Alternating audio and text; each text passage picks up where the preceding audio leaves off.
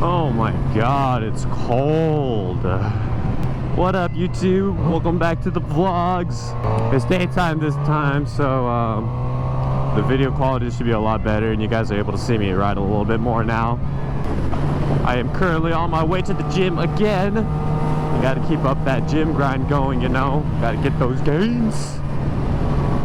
Woo. God. I'm not gonna make this light, no! Oh, maybe I will. Oh, hell yeah. So in this video, I kind of wanted to talk about something, and it might be a little controversial, I'm not too sure, but I want to talk about the 750 and what I think about it, and whether, you know, it's a good beginner bike as a beginner myself, or if you should just stick to a 600. And from my previous video, I was talking a little bit how my friends were like, you should just stick to 600, a 750 is going to be a little too much for you. And I agreed. I was like, okay, yeah, you're right. I'll just keep looking for 600. And the only reason I have this 750 was because I got it for a really good deal. So honestly, that's like the only reason why I have a 750. If I were to find a really good deal on, like, let's say a 600, I'd probably buy the 600 instead, just because, you know, all my friends say that it's really good for a beginner because, you know, it's not that torquey in the low end, and it's a lot more forgiving and whatnot. Like I said, the only reason why I'm on a 750 is because I got a really good deal on it. Otherwise, I'd probably try to find a 600 still. But honestly, after riding it, do I think it's a good beginner bike? It really depends, because when I rode the 600 for the first time, it scared me just because I didn't know what I was expecting, and obviously I've never been on something like that before. It scared me a little bit. I honestly think that the 600 is obviously the perfect motorcycle to start on, just because, you know, it's fast, but like I said, the lower end isn't torquey like the 750. Now, after riding the 600 for even just like a few weeks until it got stolen, and then getting on the 750, in the beginning the 750 was really torquey in my opinion, because like I didn't know what to expect still, but I was able to manage the power because I was used to already with riding the 600 and what I was expecting from the 600. So it honestly depends. Like, if you have like a little bit of riding experience, I think the 750, you could probably handle the 750, as long as you always, you know, respect the power, respect the bike, obviously, because the bike is going to handle the way you use it. So if you're going to ride aggressive and you're just going to be speeding everywhere, obviously you're going to be in a lot more danger than if you were just casually riding or cruising. So it really depends. Like obviously in the beginning you want to get used to the throttle, you want to get used to everything about the bike, and then start limit testing yourself. But until you get a really good feel with the bike, I don't think you should really try to limit test. Like I've been riding this bike for about 3 months only, and I still don't like rev it all the way through the RPMs, you know.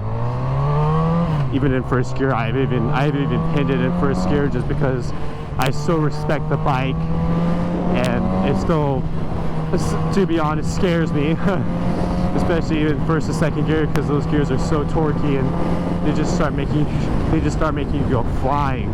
But just honestly cruising, I'm going like 55 miles an hour, and the bike is super manageable. In the sixth gear, I could just it's still super torquey, but you know, it's not going to make me fly off. Like, as long as you are able to respect the motorcycle, you're able to know how to have some decency of self-control. I personally think the 750 is a really good bike to start on, because it's the power. You're gonna have fun with the power for a very long time, longer than the 600 probably. So but like I said, I think it's a little bit of a controversial opinion. A lot of people will tell you just to get started with the 600, because that's like the very happy medium. But I mean, if you have if you have self-control and you have some riding experience, I don't think a 750 is a bad choice either. Cruising only 55, 6th gear, and the bike is super manageable, you know. Throttle's super easy to control. It's obviously the lower gears you have to be more careful because there's just more power in those gears, and 150 cc's is quite a bit. It's quite a bit more cc's than a 600. So just never underestimate how many cc's, you know, whether it's 50 cc's or whatever. It's still a lot. I'm about to get to the gym. I'll pick up the camera again. I gotta run a few rides, so I'm gonna keep vlogging. But all right. Oh fuck! Almost say shit. I had a leg workout today.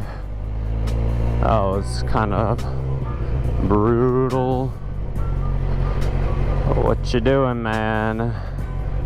I'm sorry, by the way, that my mic is only really picking up on the left side, so when you guys listen to my vlogs, you can mostly hear stuff coming out of your left earphones or headphones, and I'm really sorry about that. I think it's a microphone issue or something, so I gotta get that so I gotta try out a new mic or something. But yeah, I know it's a little annoying, so I apologize in advance about that. Like I said, I think the GSXR 750 is a good starter bike depending what kind of riding experience if you have and how much self-control. That's pretty much my point of view on the bike, even after just being a beginner and riding this.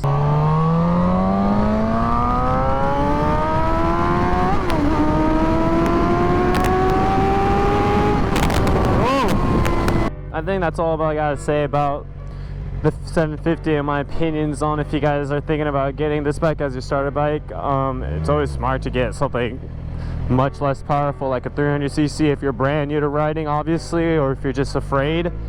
I'd obviously recommend getting a 300. If you're just comfortable, you're ready to ride a motorcycle, I would definitely recommend getting just a 600 because you'll just get bored of the 300. That's what everybody says. I knew I'd get bored of it super fast, so I ended up just getting a 750 or 600. But yeah, anyways, thank you so much for watching the video, guys, and I'll talk to you guys later. Peace.